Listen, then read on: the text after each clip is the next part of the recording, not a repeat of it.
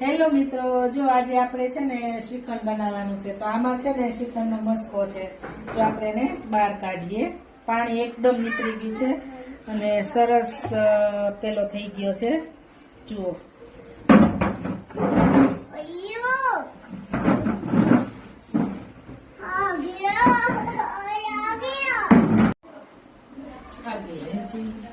હવે આપણે ખાંડનું બુરું બનાવવાનું છે. તો આપણે મિક્સરમાં ઘરે જ ક્રશ કરી લઈએ ખાંડને, એકદમ ઝીણો પાવડર.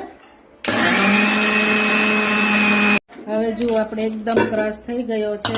આપણે જોઈ લઈએ. હા, સરસ મજાનો પાવડર થઈ ગયો છે.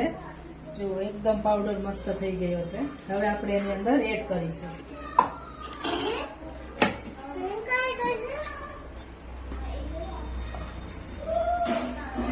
જોઈતા મુજબ જ નાખશું.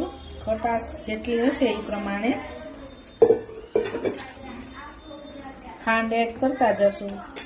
જો ખટાશ લાગશે તો આપણે વધારે એડ કરીશું. મસ્ત થઈ ગયું છે.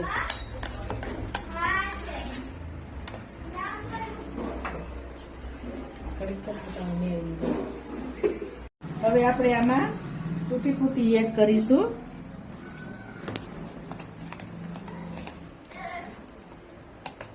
પછી આપણે એમાં દાડમના દાણા નાખીશું.